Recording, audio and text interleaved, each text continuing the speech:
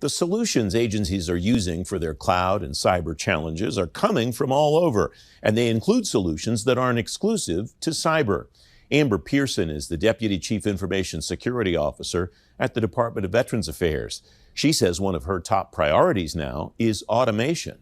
One of the key aspects that we've been leading in the area for automation is how do we optimize our authority to operate process, our ATOs. And as you also know, that FedRAMP just updated their guidance.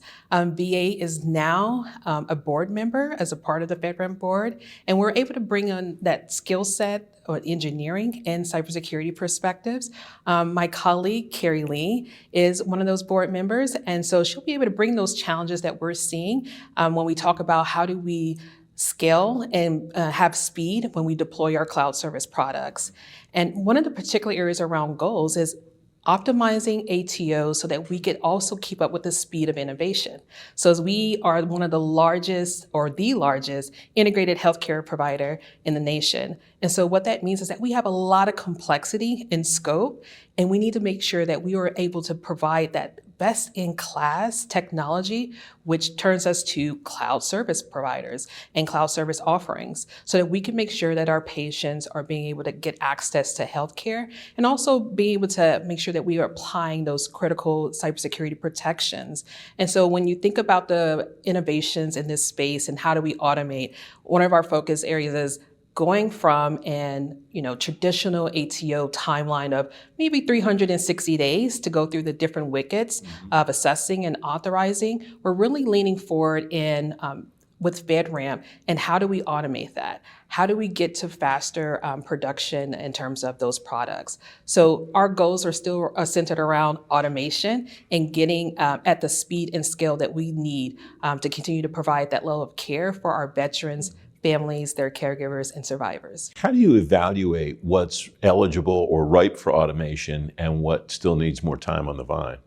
Yeah, so we look at what are repeatable processes? That's the first step, because that's when you can typically figure out a way to automate. And what do we want to make sure that we're reducing human error? And where do we want to speed up in terms of our process? We operate at vision-led execution. So we usually start off with a vision. We actually have big, audacious goals every year, and we track that through objectives and key results. And so we're continuously looking at do our customers need. We have a feedback mechanism for our customers, and so we're looking at those different types of feedback that comes into our queue so that we can make sure that we're continuing to look at what makes sense. Another area that we tend to prioritize is our most critical systems. How can we ensure that we're adding automation where necessary so that we can speed up that critical software delivery? You talked about the new makeup of the FedRAMP board, and it sounds like there's tremendous value, not just to you at VA, but to all of the agencies that have members on the board now, at just having that voice heard in the discussions that go on around FedRAMP. Is that a fair read on my part? No, absolutely. And the key area about the new FedRAMP board is there's many expertise, many different backgrounds. My colleague, Carrie Lee, is an executive within VA, and she sits on that board. And so she's able to bring in VA's challenges and some of our key areas that we're going to be focused in over previous years. She also has the largest software as a service deployment across the federal agency. So it'll be great to see that those different skill sets come together and really address some of the challenges. I know one of the particular areas that I see that's still going to be a challenge for the FedRAMP board is the presumption of adequacy. And so getting out of having the federal government get out of the mindset of having to redo the work of the FedRAMP authorizations. So typically in the past, we would see organizations take a look at those products and then say, hey, I think I need to dive deeper, more beyond FedRAMP. And so that really does slow organizations down, and it also decreases the speed and how we can actually deploy those products. You were on a panel here with Drew Mickelgard, the Deputy CIO of the United States, and you talked about something that I'm not familiar with. So help me understand what the Open Security Control Assessment language is and why it's important to the FedRAMP process. Yes, so OSCAL. So VA is the first federal agency to submit OSCAL formatted system security plans to the FedRAMP. And so what that means is that we were able to take a 426 SSP text file-based format and change it convert it into machine readable language. So why is that such a big deal? It's a big deal because it's the first step in how we automate. And it also allows us to programmatically automate security controls and key metrics so that we can get to real-time risk, and also helps us build out our continuous monitoring program. And so when we think about ConMon, which is continuous monitoring, we think about how accessible is it for us to have visibility into the risk? Am I able to actually understand, the risk in terms of vulnerabilities, the threat landscape? Those are key essential items that we tend to manually look at through our assessment and authorization process. So OSCO helps us speed up. It helps us speed up and streamline the ATO process. That sounds extremely valuable to the vendors who,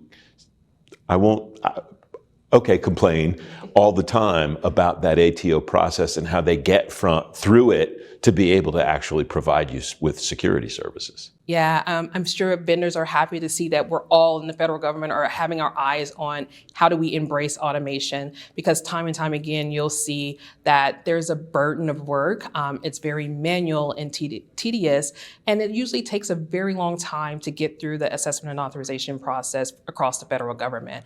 And that usually is something that stands still innovation. So when you think about these innovative technologies that are happening with the cloud service areas, you want to be able to have a process that helps you deploy it quickly.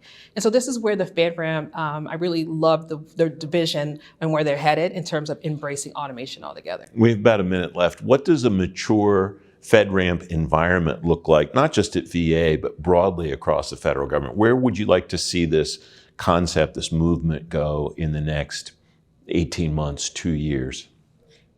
Reuse. Reuse is a big deal in ensuring that federal governments have that level of trust and confidence in the FedRAMP products that are being authorized. That's going to be key in helping federal leaders get out of their own way in terms of taking that additional level of work and assessing and to ensure that the capabilities are adequate and secure.